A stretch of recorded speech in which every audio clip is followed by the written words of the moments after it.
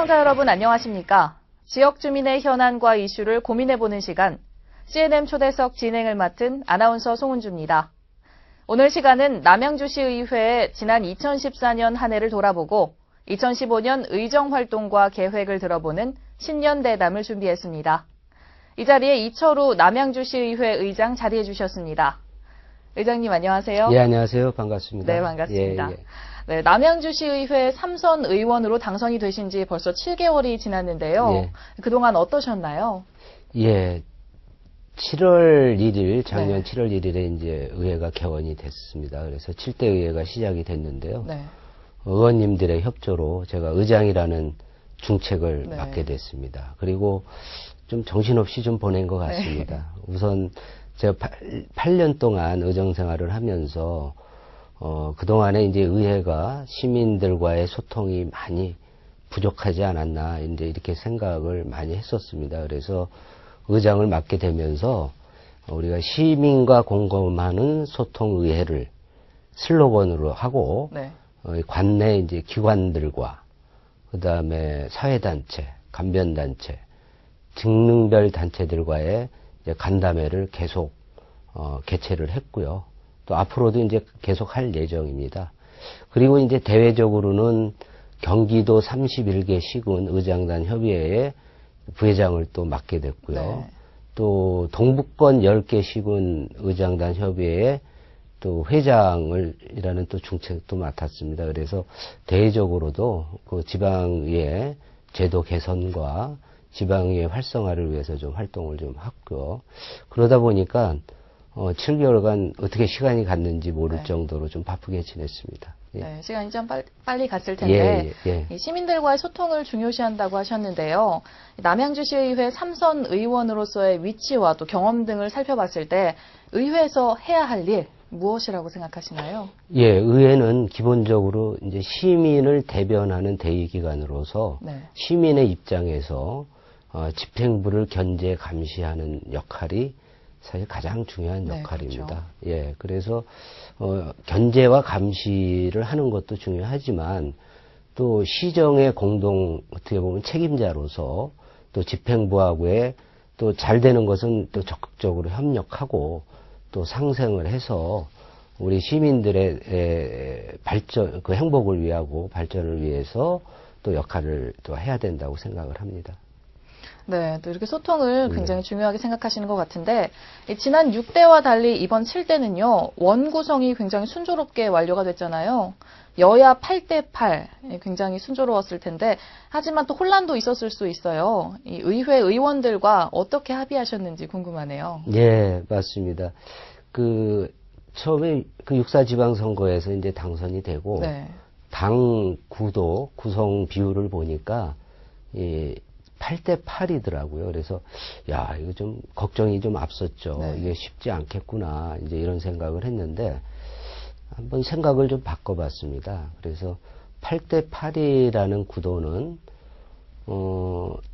양당이 합의를 안 하면 이루어질 일들이 하나도 없는 거예요. 네, 그래서 그렇죠. 이거는 매사에 합의하라는 이게 시민의 명령이다. 이제 이렇게 생각을 하고 또 의원님들에게 또 이제 그런 말씀을 드렸습니다. 그래서 원 구성할 때 이제 의장단이나 또 상임위원장, 상임위원 등을 합의해서 이렇게 배분을 하고 그래서 그렇게 모든 걸 이제 합의하는 의회로 이렇게 지금 하고 있습니다. 네, 이 모든 걸 합의하신다고 하셨는데 사실 여야 동수다 보니까요. 의장님의 역할이 무엇보다 중요하잖아요. 네. 어떤 방향으로 소통하실 생각인지 구체적인 계획은 있으신가요? 예, 그래서 의원님들 한 분 한 분의 네. 의견을 존중하는 게 매우 중요하다. 그리고 그 다양성에 대한 존중을 할 필요가 있겠다. 이렇게 생각을 합니다. 그래서 서로의 이견을 옳고 그름으로 보지 않고 생각이 다르구나라는 그런 차이로 생각을 하고 그 다른 이견을 조율하고 타협해서 합의를 이루는 게 이제 중요하다고 생각을 하기 때문에 그렇게 해서 이제 우리 의원님들하고 소통을 많이 합니다. 그래서 그 소통하는 이제 의회 의사결정 시스템을 체계적으로 좀 만들었고요. 그래서 의장단 회의를 통해서 의사결정을 하고, 그 다음에 전체 의원 간담회를 통해서 의원님들의 의견을 수렴하는 그런 형식으로 지금 운영을 하고 있습니다. 네. 이 의회의 역할, 그리고 또 의원들 간의 합의와 소통이 얼마나 중요한지에 대한 의장님의 생각을 잘 들었는데요. 사실 국회 기능과 지위에 대해서는 많은 분들이 알고 계시잖아요. 그런데 지방의회 지위와 기능에 대해서는 아직 모르는 분들도 많잖아요. 얼마 전에 6.4 지방선거가 치러지긴 했지만 지방의회 기능과 지위에 대해서 의장님의 설명을 좀 듣고 싶네요. 예. 91년도에 지방의회가 부활이 됐죠. 네. 그래서 만 24년이 지나서 이제 지방의회가 청년기에 접어들었습니다. 네. 예. 그럼에도 불구하고 시민들께서 지방의원들이 무엇 하는지에 대해서는 이제 대략적으로는 알고 계시는데 네. 구체적으로 어떤 권한을 갖고 있는지, 어떤 지위를 갖고 있는지에 대해서는 사실 좀 잘 모르시는 것 같습니다. 네. 그래서 제가 이제 간담회를 계속 하면서도 그 부분을 이제 우리 시민들께 좀 알려드리고 있거든요. 그래서 그 지위를 보면 이제 주민이 직접 선출한 주민의 대표 기관으로서의 이제 네. 지위를 갖고 있고요. 그 다음에 법률을 또 관할하는 입법기관으로서의 지위를 갖고 있습니다. 그 다음에 행정감시기관으로 행정을 잘 하는지 이런 네. 부분을 이제 감시하는 행정감시기관으로서의 지위를 갖고 있고, 또 모든 의사결정을 최고 의사결정을 하는 의결기관으로서의 지위를 갖고 있습니다. 그렇죠. 시청자 여러분들이 의장님의 설명을 듣고 조금이나마 좀 더 자세히 알게 됐으면 하는 바람입니다. 그럼 지방의회가 가지고 있는 권한도 궁금해지는데요. 어떤가요? 예, 권한이 많이 있습니다. 네. 예, 지위에서 설명을 드렸듯이 우선 중앙의 법령이라고 할 수 있는 지방자치단체에는 조례가 있습니다. 그래서 네. 조례를 제정하고 개정하고 폐지하는 권한을 갖고 있고요. 네. 그 다음에 재정 통제권을 갖고 있습니다. 그래서 우리 시민들이 내신 세금으로 우리 시가 운영이 되고 있는데 그 예산의 편성은 우리 집행부에 있습니다. 네. 근데 그 편성된 예산을 승인하는 권한은 의회가 갖고 있고요. 그리고 그 승인된 예산을 한 해 동안 또 잘 썼는지 네. 어떤 문제는 없는지를 살펴보고 결산을 또 승인해 줍니다. 그래서 결산 예산을 의결하고 결정하는 재정 통제권을 갖고 있고요. 또 가장 중요한 권한이라고 볼 수 있는 행정감시권을 갖고 네. 있습니다. 행정사무감사를 통해서 시에서 불합리하게는 없는지, 뭐 시민들에게 잘 하는지 이런 부분을 이제 살펴보고 하는 행정감시권이 있고요. 그 외에도 자율권이라든가 선거권이라든가 의견 표명권이라든가 또 자료 요구권이라든가 등등 많은 권한을 갖고 있습니다. 네, 이렇게 지방의회가 많은 권한도 있고 기능도 있고 한데요. 사실 매번 지방선거를 앞두면 기초의원과 또 지방의회에 대한 폐지 논란이 조금씩 있는데요. 그 말은 다시 말했을 때 지방의회가 전문성이 조금 약하고 또 권한이 약하지 않나 하는 의미로도 해석이 되는데요. 어떻게 생각하시나요? 예, 맞습니다. 아직 우리 지방의회 의원들에 대한 전문성이 좀 약하다는 인식과 네. 또 자질 얘기도 많이들 하시죠. 그런데 그런 부분에서 제도적으로 좀 불합리한 부분도 상당히 있습니다. 그래서 제도 개선이 좀 필요하다 이렇게 생각을 하는데, 우선적으로는 지방의회 사무기구, 네. 사무직원에 대한 독립이 안 돼 있습니다. 다시 말씀드리면 지방의회의 가장 중요한 역할이 집행부에 대한 견제 감시 역할인데, 그 사무국에 대한 그 직원의 인사권을 단체장께서 갖고 계십니다. 그래서 보통 한 2, 3년 정도 근무를 하면 다시 또 집행부로 돌아가서 또 일을 해야 되기 때문에 네. 아무래도 집행부하고 이렇게 감시 역할을 하는 의회에 100% 이렇게 보좌하기가 좀 어려운 좀 입장입니다. 그래서 그 부분이 좀 보완이 돼야 된다고 생각을 하고요. 또 한 가지 이제 전문성에 대해서는 국회의원과 제가 단순 비교를 좀 해드리겠습니다. 네.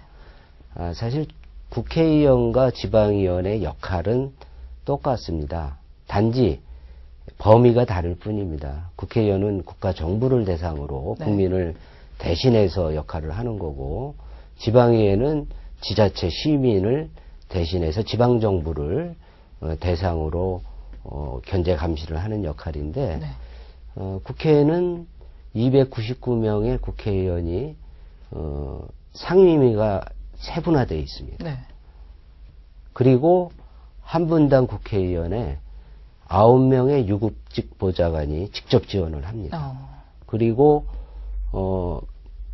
국회를 보좌하는 전문위원은 석박사 출신들의 인사권이 보장된 독립된 그런 전문위원들이 다수 지원을 하고 있고요. 그 외에도 국회에 국회의원을 지원하는 그런 기구들이 대단합니다.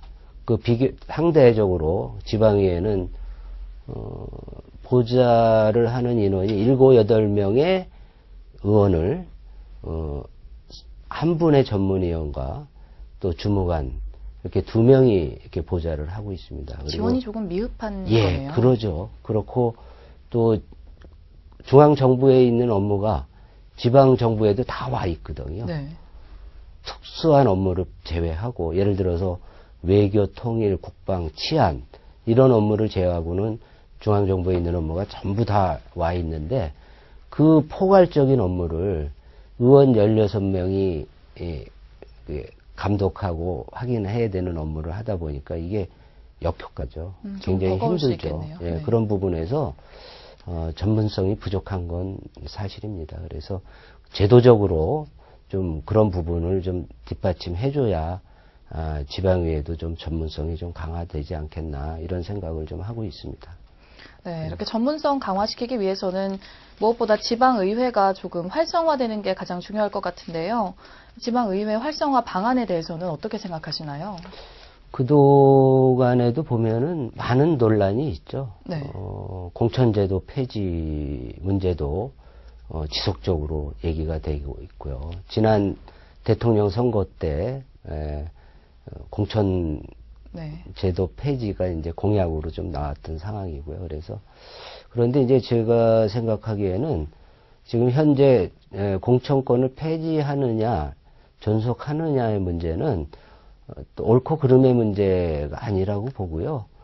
어느 게 더 장점이 많으냐라고 이제 볼 수 있습니다. 그래서 굳이 공천권을 유지한다고 하면 현재는 하향식 공천을 하고 있거든요. 그래서 그 하향식 공천을 상향식 공천으로 좀 바꿔주고, 네. 그거는 뭐냐면은 지역 주민들과 지역의 당원들이 직접 선출을 통해서 공천을 하게 되면 그만큼 좀 합리적인 공천이 되지 않을까. 지역에 열심히 인정받고 열심히 일하는 사람들이 의원으로 당선돼서 정말 시민을 대변하는 역할을 할 수 있지 않을까, 이제 그렇게 생각이 되고요. 또 한 가지는 모든 선거가 소선거구제입니다. 대통령도 그렇고 국회의원도 그렇고 단체장도 그렇고. 그런데 유일하게 기초의원만 네. 지금 중대선거구제를 채택하고 있습니다. 그러다 보니까 그 지역의 대표성을 인정받기가 좀 힘든 상황입니다. 예를 들면 저 같은 경우에는 화도읍, 호평동, 수덕면이 지역구인데 네. 제 출신이 화도 지역이기 때문에 예를 들어 호평동이나 수덕면에 가면 지역 출신이 아니니까 지역의 대표성을 사실 인정받기가 좀 어려운 부분이 있습니다. 그래서 그런 것도 의정활동하기가 굉장히 어려움이 있고요.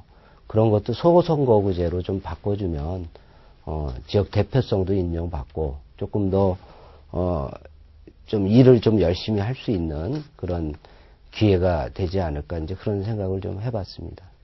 네, 이 제도가 좀 개선되면 조금 더 나아질 것 같네요. 이 지방의회는 시민을 대변하는 기관이라고 앞서도 말씀을 해주셨는데요.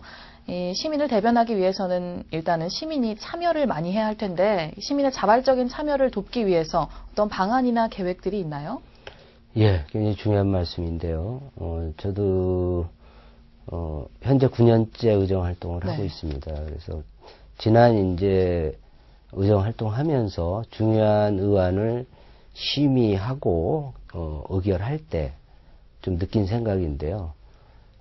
좀 전에도 많은 얘기를 나눴지만 저희는 시민의 권한을 위임받아서 그 역할을 하는 대표자의 역할을 하는데 사실 전문성에 대해서 모든 분야의 전문성을 갖추기는 쉽지 않습니다. 네. 그런데 그 의안 심의를 할 때 자칫하면 개인의 주관적인 생각으로 판단할 수가 있는 부분이 있거든요. 그래서 이런 부분은 굉장히 위험하다라는 생각을 좀 해봤습니다. 그래서 그런 부분을 보완하기 위해서는 중요한 의사결정할 때는 이해 당사자의 의견을 좀 들어보고 또 전문가의 또 자문을 좀 구하고 네.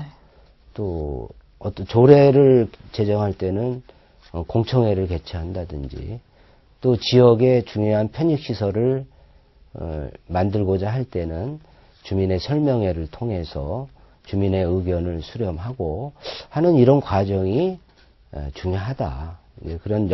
그런 과정들을 꼭 거치는 게 결국에는 주민들의 참여를 유도하는 거라고 생각을 하고요. 이번에 저희가 임시회를 오늘 마쳤는데요. 네. 오늘 의정자문위원회 설치 조례를 오늘 통과가 됐습니다. 네. 그거는 뭐냐면 좀 전에도 말씀드렸듯이 우리 지방의회 의원들이 전문성을 갖기가 굉장히 제도적으로도 그렇고 네. 어려움이 있는데 각 분야별 전문가들이나 좀 전문성을 갖추고 있는 분들을 우리가 자문위원으로 위촉을 해서 네. 그 중요한 의안을 심사하고 결정할 때 그분들의 자문을 얻으면 좀 더 전문성을 갖게 되고 좀 더 객관적으로 의안을 심의하고 결정할 수 있지 않겠나 하는 측면에서 이런 부분도 이제 결국에는 시민들의 참여를 저희가 유도하는 것이라고 봅니다. 예. 네, 이 전문성 강화를 위해서 의정 자문기관도 또 운영을 하려고 하시고 계시고 또 주민 설명회, 간담회 이렇게 소통하려는 노력을 하시려는 걸로 보이는데요. 이번에는 남양주시의 지역 현안에 대해서도 좀 여쭙겠습니다. 먼저 남양주시가 요즘 최근에 과도한 규제로 인해서 문제가 많은데 시민의 재산권 침해한다, 또 도시 발전을 저해한다 이런 지적들이 있는데요. 이에 대해서는 어떻게 생각하시나요? 예, 우리 남양주시가 지금 인구가 64만입니다. 네. 전국에서 10번째 인구 규모로는 이제 큰 도시인데요. 또 면적은 서울 면적의 약 80%가 저는 큰 면적을 갖고 있습니다. 그럼에도 불구하고 또 그 면적의 80%가 규제 지역입니다. 네. 잘 아실지 모르겠지만 우선은 수도권 정비법에 이제 저촉이 되고 상수원 보호권역, 군사보호시설, 그 다음에 개발제한구역, 그린벨트 이런 4가지의 중복된 규제를 받고 있기 때문에 네. 우리 시민들의 개인 재산권의 침해는 물론이고 그 다음에 우리 시가 기업을 유치하거나 어떤 개발 사업을 하거나 이럴 때 상당히 불이익을 받고 있습니다. 그래서 사실 지자체가 존재하는 이유는 그 지자체 시민들이 좀 행복한 삶을 위해서 어떤 역할을 해야 되는데 그러려면 재정이 중요하거든요. 네. 예. 사실 그 세수 확대하기가 굉장히 어렵습니다. 그래서 그런 부분에서 이런 규제들이 좀 많이 완화가 돼야 되고 지금 아마 정부에서도 그런 규제를 많이 완화하려고 하는 정책들을 지금 준비하고 있는데 좀 더 적극적으로 좀 해서 이런 그 수도권의 그 규제를 받고 있는 우리 시도 마찬가지고요. 좀 해서 재정 자립도도 좀 올리고 결국에는 지자체가 좀 활성화될 수 있도록 그렇게 해야 되지 않을까 이렇게 생각을 합니다. 예. 네, 이 면적의 80%가 4가지 중첩 규제를 받고 있다고 말씀을 해주셨는데요. 그럼 이 중에서 현재 남양주시 발전을 저해하는 가장 큰 규제는 어떤 건가요? 예, 수도권 정비 계획법이 있고요. 네. 그다음에 이제 공장 입지를 제한하는 산업 지적 활성화 및 공장 설립에 관한 법률 등이 이제 지역 발전을 저해하는 그런 이제 규제입니다. 물론 이제 우리 시의 군부대도 여러 군데가 있습니다. 네. 사단급 이상이 한 4군데가 있고, 그래서 군 지역 주변에 좀 그런 발전을 할 수 있는 그런 제도적인 또 밑받침도 좀 돼야 되고요. 그 다음에 우리 시에 이제 화도 수동면 조합면이 네. 상수업 보호권역으로 또 재산권 침해를 많이 받고 있습니다. 이제 그런 부분도 좀 규제가 개선이 돼야 되지 않을까 이렇게 생각을 합니다. 네. 그럼 이제 최근 진행되는 사업에 대해서도 몇 가지 여쭙겠습니다. 최근에 3조 원에 가까운 예산을 들여서 경춘선 사업이 진행되고 있는데요. 일각에서는 이 경춘선 시 종착역 연장에 대해서 의견들이 많습니다. 특히 의장님께서도 이 부분에 대해서 관심이 많다고 들었는데 어떻게 대책해야 된다고 생각하시나요? 예. 경춘선이 우리 모든 시민들의 염원이었던 수건 사업이죠. 네.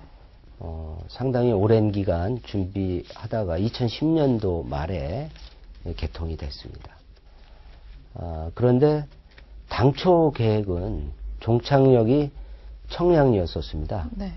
그러던 것이 이제 변경이 돼서 현재 이제 상봉역으로 종착역이 되어 있다 보니까 전철이 생겨서 편리해지긴 했지만 이용하는데 너무 불편한 거예요. 그래서 서울 중심지로 들어가기 위해서는 최소한 3번에서 4번을 환승을 해야 되는 문제가 생겼습니다. 실제로는 편리한 게 아니네요. 오히려 불편한 거죠. 네. 버스를 타고 이동하거나 전철을 타고 이동하거나 사실 전철이 더 서민들이 이용하는 그런 대중교통 수단으로서 편리해야 되는데 시간이 별로 그렇게 차이가 안 나는 거예요. 환승하는 시간이 네. 있고 그래서 그 모든 시민들이 불편해 하시기 때문에 저희가 한 2년여 전부터 4개 시군 전철 연장을 위한 공동 대책위를 구성을 했습니다. 네. 그래서 저희 남양주시, 가평군, 춘천시, 이번에 이제 구리시까지 이제 들어와서 제가 공동위원장을 맡고 있습니다만 지속적으로 주민들과 함께 힘을 모아서 서명하고 관계기관을 방문하고 또 건의를 제출을 했습니다. 지속적으로. 그래서 지난 11월 달에는 이제 국토교통위원장이신 우리 지역구의 이제 박희춘 위원님께서 역할을 좀 해주셔서요. 네. 같이 이제 관계기관하고 회의를 좀 했습니다. 그래서 우선 단기적으로 지금 망우에서 청량리 구간이 선로가 포화 상태입니다. 네. 그래서 이제 좀 청량리까지 연장하기가 어려운 부분이 있는데 우선은 근본적으로 해결해야 될 거는 망우에서 청량리까지 복복성 건설을 해야 됩니다. 그게 약 한 7천억에서 8천억 정도 예산이 소요된다고 합니다. 그래서 그 부분은 이제 좀 중장기적으로 지금 추진을 하고 있고요.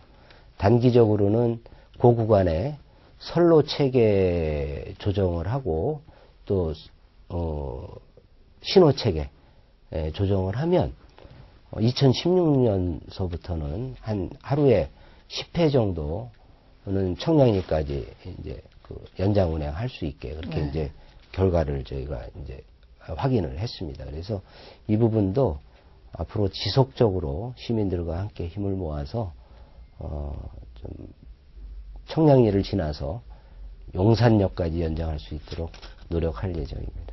예. 네, 이제 남양주시가 명실상부한 100만 도시로 성장하고 있잖아요. 앞으로 남양주시 더 발전해야 할 텐데 경쟁력 강화 방안 어떤 것들이 있을까요? 예, 지금 남양주시가 100만 도시를 지향하고 있습니다. 네. 그래서 준비하고 여러 가지 사업들이 이제 착수되고 있는데요. 인구만 100만이로 외형적 그 성장이 아니라 정말 내실 있는 성장이 필요하다고 생각을 합니다. 그래서 지금 현재는 이제 교통 인프라도 많이 좋아져 있고, 네. 그래서 착수가 되고 있습니다. 그래서 굉장히 다행이라고 생각하고, 100만 도시에 이제 자족 도시가 되는 게 중요하지 않느냐, 그렇게 생각을 하는데, 그 중요한 부분이 남양주는 중심 도시가 없습니다. 네. 그래서 중심 도시 건설이 반드시 필요하다. 예. 지금 왜냐하면 100만 도시로 가는 이 도시로서 4년대 대학 지금 추진하고 있습니다만 네. 지금 현재까지는 없고, 그다음에 백화점이라든지 종합병원이라든지 뭐 호텔이라든지 이런 도시로서 기본적으로 갖춰야 될 그런 인프라가 전혀 없거든요. 그래서 네.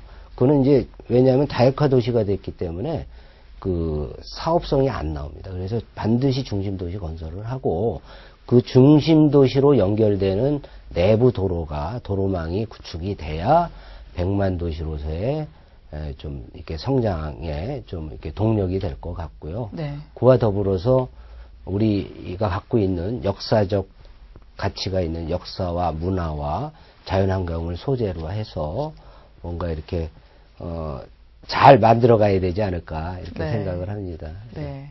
중심 도시, 자족 도시화가 빨리 이루어졌으면 좋겠네요. 네. 마지막으로 CNN 시청자 여러분들께 한 말씀 부탁드립니다. 예, CNN 시청자 여러분과 우리 남양주 시민 여러분, 감사합니다. 그동안 우리 남양주시에 성원과 격려를 많이 보내주셨기 때문에 우리 남양주시의회가 또 열심히 일할 수 있다고 생각을 합니다.